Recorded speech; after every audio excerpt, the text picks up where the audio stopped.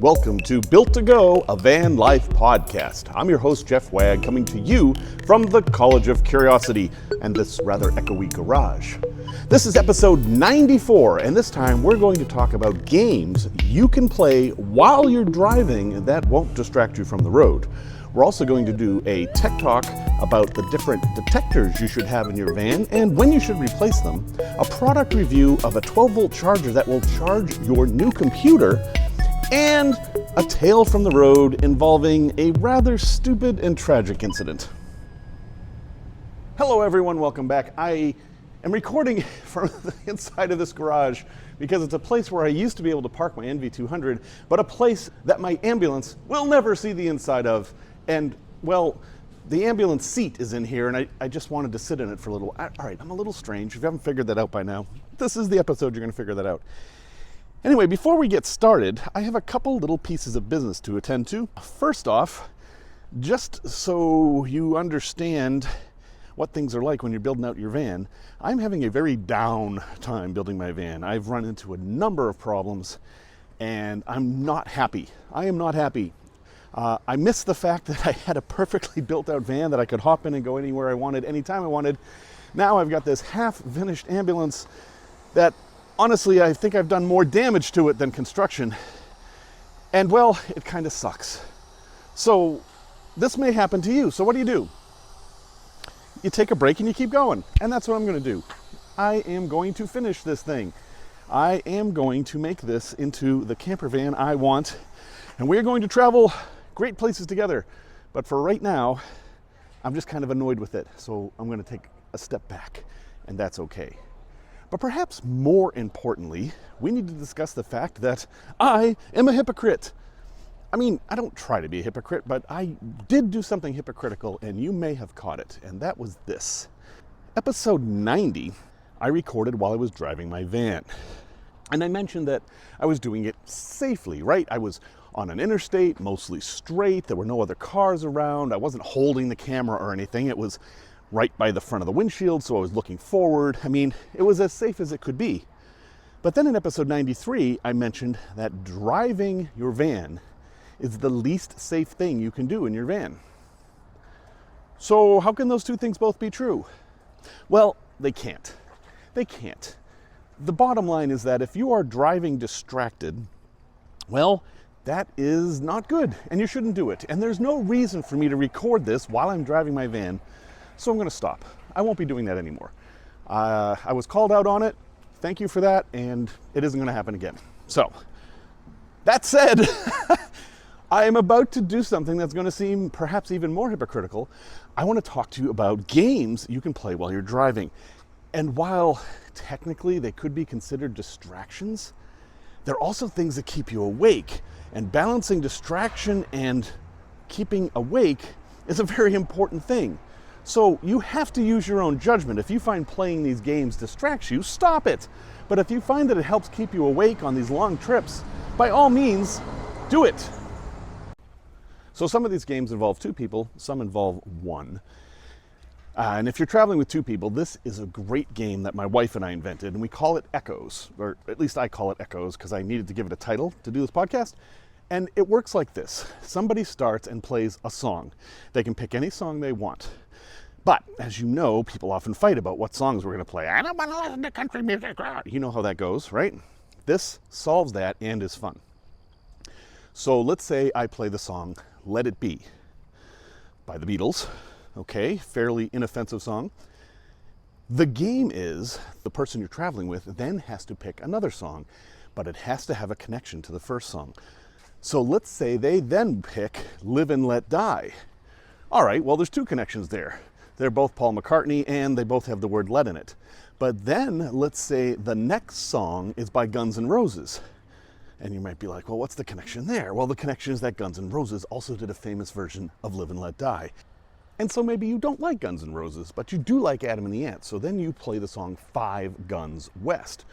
And then the person who hears that is like, well, Adam and the Ants, they're kind of old. But if we're going to go old, I'm going to go even older. And so they play the song Cherokee People. And you may be like, well, what's the connection? And that's the game, to figure out the connection. It's a lot of fun. People get to play the music they want. And the only rules are there must be a connection, and you must listen to the whole song. Because if you don't have that rule, it kind of breaks apart. People like listen to 30 seconds, guess the connection, and then want to switch to their song, and you want to avoid that. So that's Echoes. A good game. This next game also is best with two people, because if you do it with one person, you're going to be distracted somewhat. And that is, I call it Placards. And the idea is that you're trying to figure out what is inside all the trucks that you're sharing the road with. All trucks have placards on them that list whatever dangerous things they have, and they usually have a 4-digit number. Like you might see 1287, which I think is diesel fuel on a tanker, or you might see a diamond shape with 4 numbers on it. Each one of those numbers tells you if it's flammable or explosive or whatever.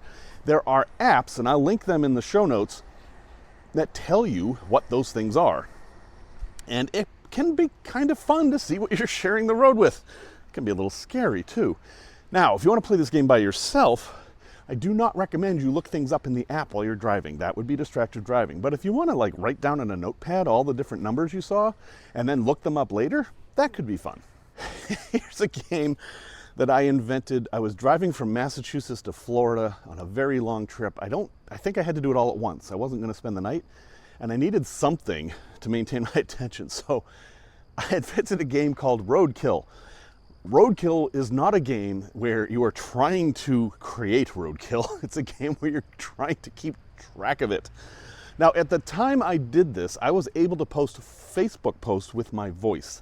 I don't know if you can still do that, but when I did this game, I was able to say, "Hey Siri, Facebook post, I just saw a dead raccoon." Now, I kept track of all the dead animals I saw, and it was kind of fascinating because in Massachusetts, I saw maybe a couple, and then, basically all the way down south, there was just a dead raccoon, like, oh, dead kitty, and then on the way, that's a little morose maybe. And then when I got to Florida, I was like, dead fluffy thing, and oh, another dead fluffy thing, and oh, in the last 10 minutes, I've seen 30 dead things, I don't know what they are. It was a little educational. I got to see just how much roadkill there is in Florida. But hey, not everyone has the same interests I do. I don't know that I'm actually all that interested in roadkill, but it did keep my attention for that one bit of time. All right, now here's a game I play all the time, but it does require a bit of special equipment, although any cell phone can probably do this. I love Alexa. I love Amazon's Alexa, and yeah, they're spying on me and all that stuff, and I don't care. And I love the fact that Alexa is directly connected to Wikipedia. So you can basically say, Alexa, Wikipedia, anything. And one of the things I like to do in this game I call WikiTown is to Wikipedia the towns I'm driving through, because wow, you learn some crazy stuff and it's not all obvious. And all right, so maybe that's not a game, right? Maybe that's just looking things up. But if you want to make it a game, ask a question before you Wikipedia it. For example, you're traveling through Reedsville. Guess as to where Reedsville got its name from. Was it named for the many reeds? Was it named after a guy named Reed? Or was it named after another place called Reed or Reedsville or whatever? Make a guess and then Wikipedia it and see if you're right. I've learned a lot, and boy, again, this is just me, but it's one of my favorite things to do in the van, and it works just fine by myself. It's not distracting at all. All right, and this last one also involves Alexa. If you have Alexa installed in your car, which I do, and I absolutely love, Alexa, and maybe the Google Nest things too, I have one, but I haven't used it as much, they let you play games. And some of those games are very engaging. Now, caveat here, I find that Alexa has a hard time hearing you sometimes in the van. It doesn't like white noise and road noise, and sometimes that can interfere, and that can be frustrating. But if you want to give it a try, I highly recommend you try these games. One obvious one to try is Jeopardy. It's great. I mean, it's one of the best smart speaker games there is, and I highly recommend you give it a try. I used to play it daily. I've kind of fallen out of the habit, but it's a lot of fun and it's pretty well done. And it's basically, you just play Jeopardy. The competition part is missing. You're basically just answering questions. It'll say, this man was president of the United States during the Civil War. And you would say, who is Lincoln? That would be. Your first Jeopardy category is I can name that number one 80s hit. We're talking away. I don't know what I'm to say. I'll say it anyway. Are lyrics in this number one hit? What is Take On Me? Yes, that's correct. I like it. Give it a try. Another one in a similar vein is called Lie Swatter. Now, these are from the Jackbox people. Basically, the game is that it will make 5 statements, and you have to tell it whether it's true or false. And the statements are often humorous or a little surprising, and that's the fun of it. They're things that you may not know. For example, wombats poop in cubes. Lie or truth?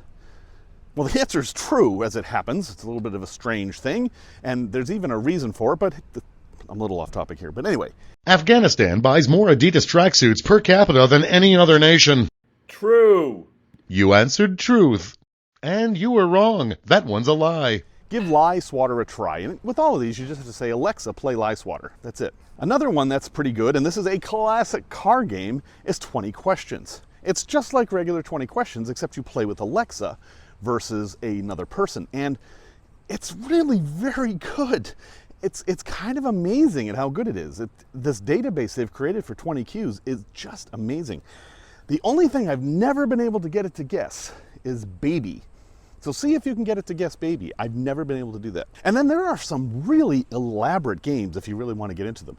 Like Skyrim. Yes, you can play Skyrim on your Alexa.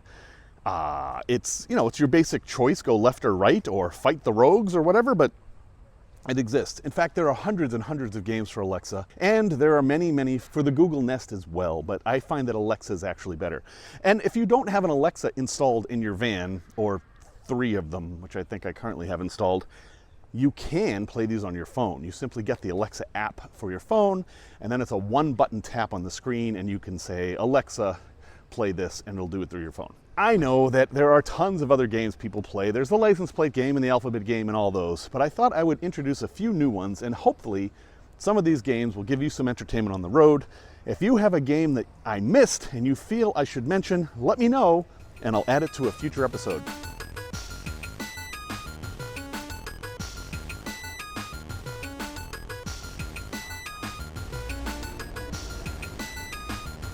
Hey, let's talk about detectors for a minute. I'm wearing a mask if I sound funny. I'm sorry, it's the rule here in Chicago.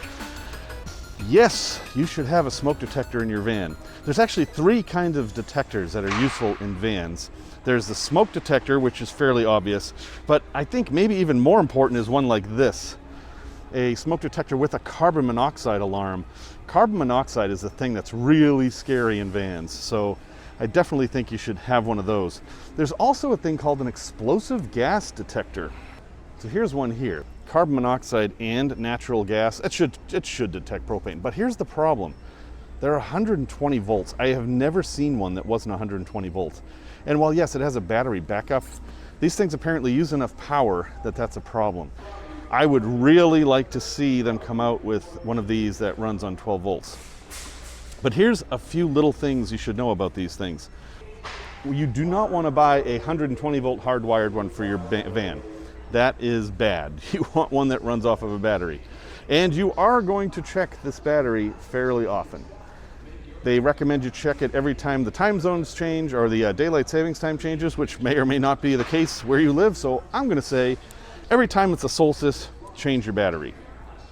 Also, lithium, the expensive ones, the 10-year ones, are actually much better. You actually don't replace the batteries on these. They have a lithium battery in there and they last 10 years, and they probably work better in cold temperatures. And remember, these things are designed for homes where the temperature is fairly consistent. In your van, that may not be the case. So make sure you get one that runs on its own battery so you don't have to deal with this. This is bad. Try to get one of the 10-year ones that uses a lithium battery because they're better. And absolutely, absolutely make sure that you get a carbon monoxide alarm. Now this is 2 units that do that. There are combo units like this one here. This one looks pretty good. This is a 10-year one that detects smoke and carbon monoxide.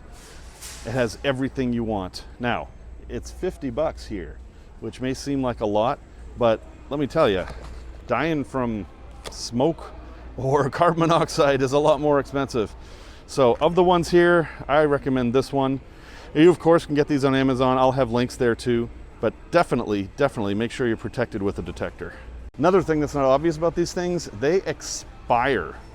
So the 10-year ones are obviously going to last for 10 years, but some of the other ones only last for a few years. So don't think that this is a one and done. You're going to have to maintain this thing, you're going to have to clean it, you're going to have to dust it, and you're going to have to replace it after it expires. These 10-year ones, you're supposed to throw them out after 10 years. And the ones that aren't 10 years, like this guy here, this one says it's actually good for 10 years as well. So make sure you find out when it expires. It's important not only for your own personal safety, but it will protect your rig. If something's wired wrong in your van, well, the smoke detector could be the first way you find out about it. And heck, I want to know as soon as possible. In my NV200, I had a separate electrical cabinet, and I put a smoke detector in there. If anything was smoking in there, I wanted to find out about it as soon as possible. So these things aren't fun necessarily. They're not like the best thing about van life. You're not going to see Instagram posts about them, but they're super important. Please take the time to protect yourself and everyone else you're traveling with.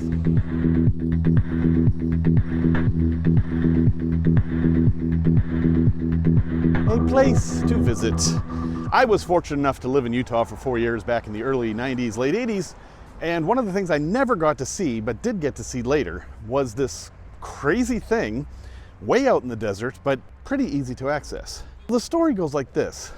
A guy from Sweden was exploring Utah, and he was in Salt Lake City, and as many visitors do, he decided that he wanted to travel west and go to Nevada. And of course, Wendover is right at the border. That's the casino that all the Mormons go to and don't tell anybody. And you take I-80 out there, and it's an amazing drive. You go past the Salt Air Resort, or whatever's left of it. You see the Great Salt Lake. You can see Antelope Island in the distance, and you're basically on this long, straight road with nothing in the way. It's the kind of place that if you fell asleep and kind of drifted off the road, it might not be that big of a deal. I'm kidding. But Carl was driving across this treeless landscape, and he says he had a vision, and that vision was of a tree. And so there not being any trees there, and the idea of planting a tree there being fairly ridiculous, well, Carl did what any reasonable artist would do. He built a tree. He didn't build just any tree. He built a tree named Metaphor, the tree of Utah, which is what most of the locals call it. Now, if you're driving along this road, as you're approaching Nevada, you will see this tree on the right. It is massively tall, and you can pull over and park at its base. But be careful, because in recent years, tiles have started to fall off the tree, and there's a fence around it. But the tree is pretty fascinating. Definitely you want to take a look at pictures of this thing. You can just Google Tree of Utah to see that, or here's some pictures here in the video, or they're in the show notes, or however you want to get it, but definitely look at pictures. It's this very large steel tree, maybe something out of Dr. Seuss, with these giant balls hanging from it. And some of the balls lie at the base of the tree, like they were seeds that opened up. Anyway, it's kind of a cool thing, and it's something to break the monotony of that drive, and I think you should pull over. Should you park there for the night? I'm positive people have done this, but I don't think it's technically allowed. I have actually pulled over and slept on the side of I-80 on that stretch of road with no problems, but I can't say you should. It also seems to be a popular spot for presumably male individuals who wish to water the tree. I'd recommend against that as well, but people are going to be people. So yeah, I think that road is fascinating in and of itself. If you look along the edges of the road, you can see where people have drawn things out of black rocks in the white salty sand. That's fun too. And of course, there's the great fun of at the end of the road, you're greeted with the wonders of Wendover and West Wendover, the Bonneville Salt Flats, the plane from Conair, and a whole bunch of bizarre little things that you would never expect to find in the middle of the desert. Again, that is Metaphor, the tree of Utah, on I-80 near the Nevada border.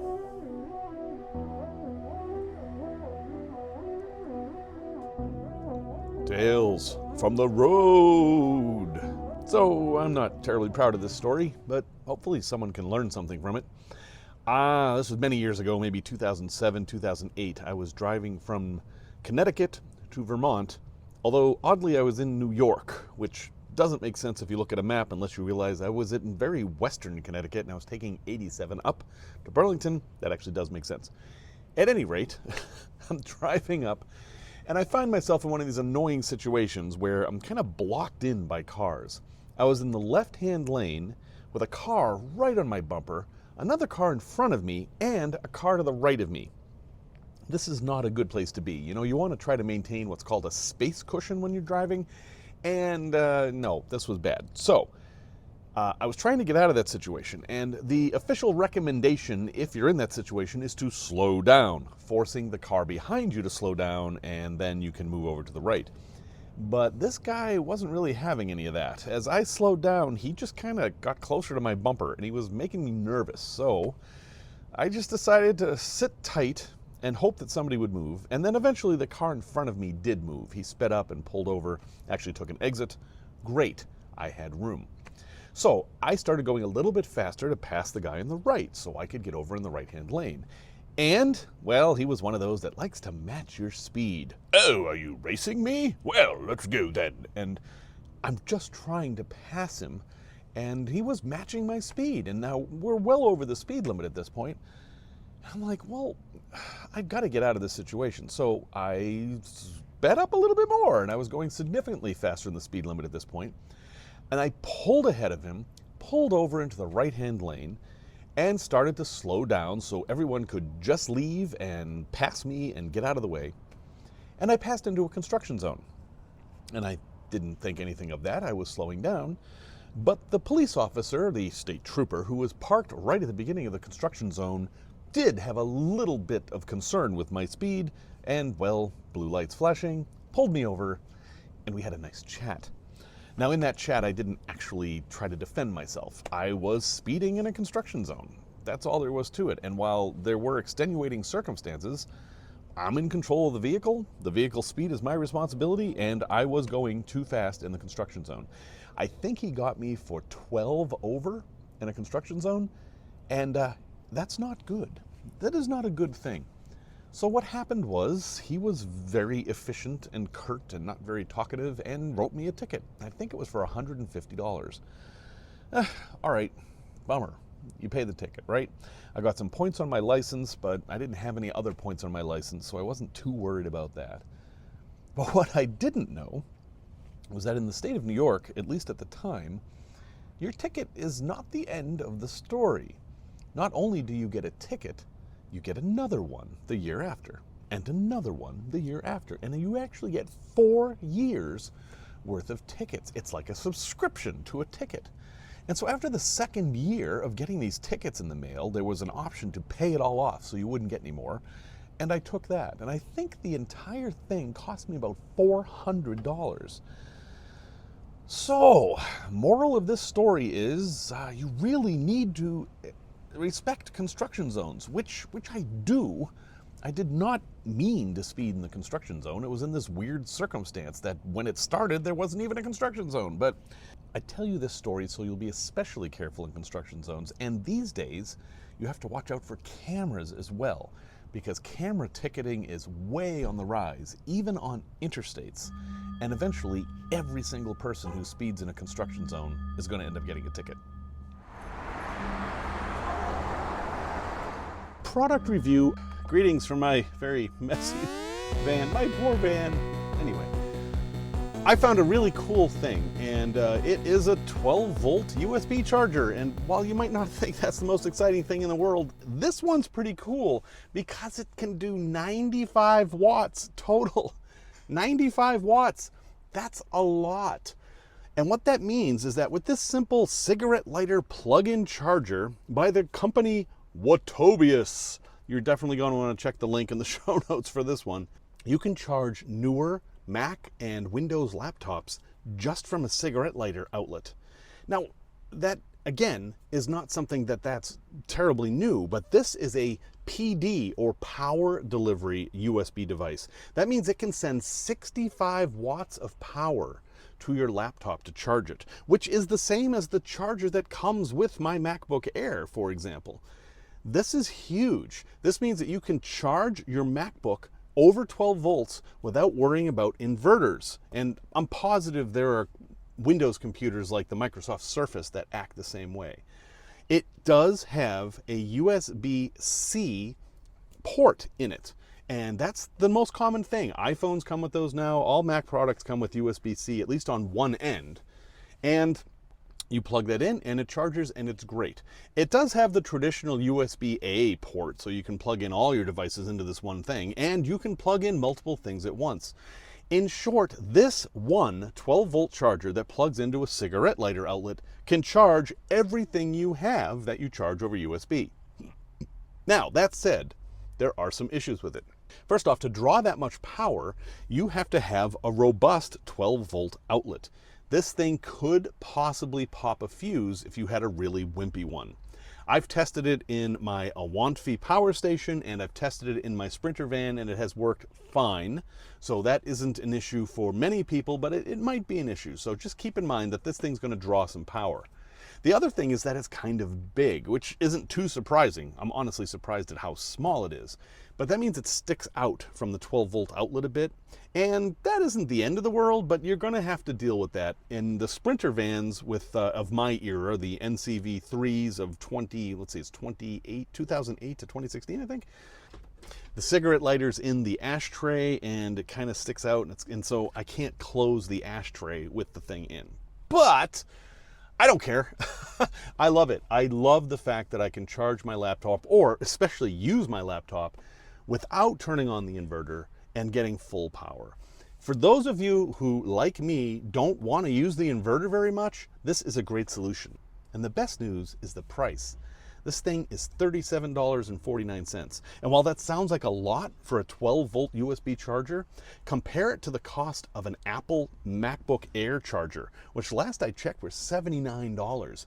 This does exactly the same thing, and it does it in your car. I'll have a link in the show description, but definitely you want to check this thing out. Again, it's called the WOTOBEUS USB-C car charger, 95 watts. And to be clear, it has two USB-C ports, one that does 65 watts and one that does 30 watts. So you could plug in your laptop in the top one and your iPad or iPhone in the bottom one, and both would be charged at their full charging capacity. I think it's great. I'd love to see more stuff like this. I'd also like to see these things installed in vehicles to begin with. As a side note, and perhaps this is a little bit of tech talk, you may have noticed in older cars that have the USB outlet that you can't charge your phone in them. You plug them in and you hook up the Bluetooth and you play audio from your phone and the battery goes down. That's because the original USB standard was for only 0.5 watts. That's right, you'd get 5 volts at 0.5 watts because it was never intended to be a power delivery system. It was meant for data, and creative engineers over the years have learned to suck power out of there, and they want more and more power. So now with USB-C and PD power delivery, we can finally get a lot of power out of these things, and this device takes advantage of that. Anyway, a little bit of trivia for you. Also, USB stands for Universal Serial Bus.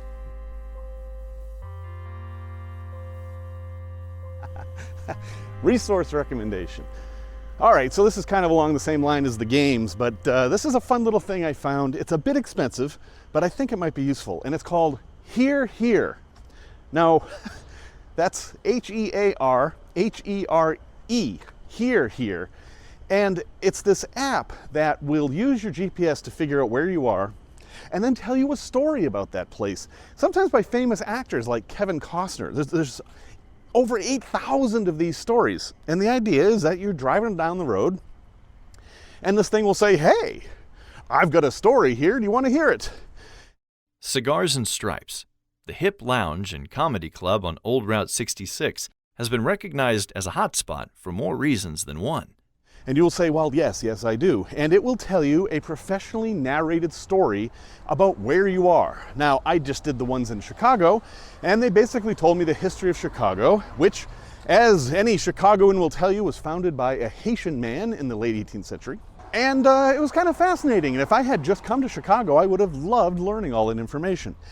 And like I said, there are over 8,000 of these. And if you look at the map of the US, it's hard to find a place that doesn't have a dot on it with a story. Now, like I said, it's kind of expensive. It's around 10 bucks a month.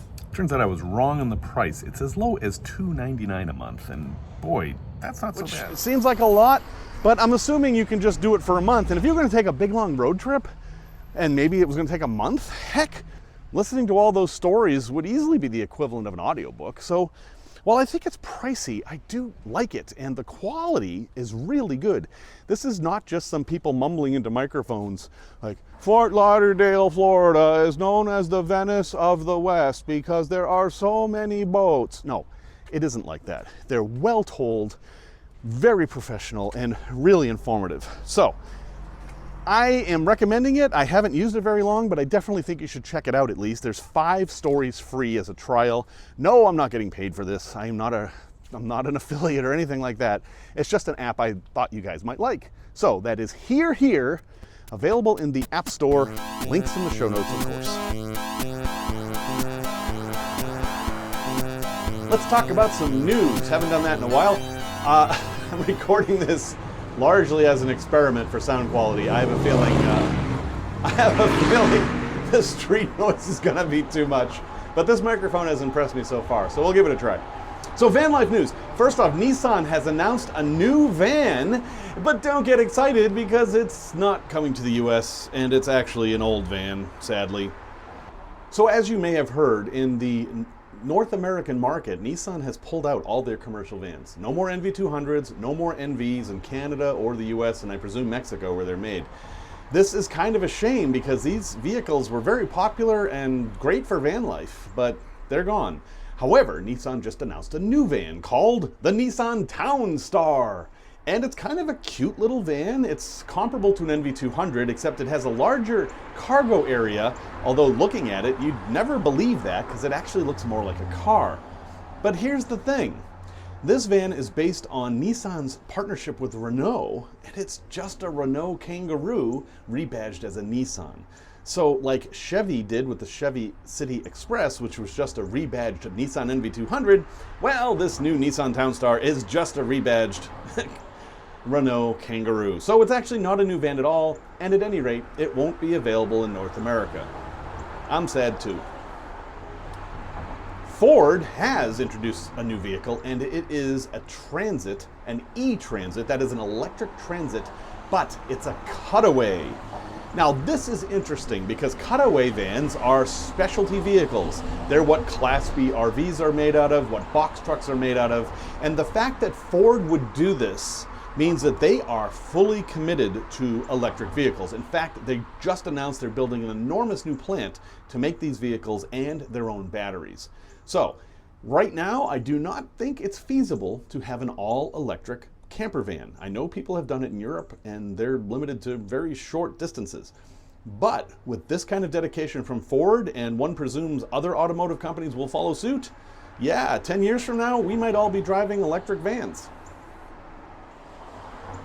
And this may be not news, but the part shortage continues. Yes, this is a complex issue. There was a fire in a factory and chips were hard to come by, and then there was COVID and production lines were shut down and transportation was a mess, and right now we have cargo ships stocked up on both coasts trying to get into port to give us parts. And folks, let me tell you something. You could be in a situation where a very simple part fails in your van and your van will not work for months. Now, I am recording this at the very end of September. As of now, the problems look like they're going to start easing, but not very quickly. I think we're going to be stuck with this part shortage now for at least several more months. So what does this mean for you? Well, be patient. I was talking with the Mercedes dealer when I had my Sprinter brought in for service, and they said they have vans stacked up in the parking lot waiting for parts. And I went and saw some of these vans, and they were a lot of camper vans, and one had Alaska plates on it. So that means these people were traveling across the country from Alaska and something went wrong and they needed a part, and now their van's parked at the dealer in Chicago for who knows how long. So I don't have a great solution for this. Just know that, hey, if you can't find the part on Rock Auto, you're probably not going to find it. So make sure your vehicle's in good repair now, get the parts when you can, and make sure you've got a big buffer when you head out there, because you might find yourself without your van simply because some part broke. Well, thank you for listening to this episode 94. I absolutely appreciate every pair of eyeballs and every pair of ears. Music, as always, is by Simon Wagg. And you may have noticed that I'm wearing a Kombi Life t-shirt. I wear this proudly. I'm a big supporter of Kombi Life. Ben has done amazing things with his van. Check him out on YouTube and on Patreon. If you would like me to wear your t-shirt on this show, well, all you have to do is send me the t-shirt. I wear an X large. You can get in touch with me at jeff@builttogo.com. Until next time, remember the words of Roy Bennett. Your hardest times often lead to the greatest moments of your life. Keep going!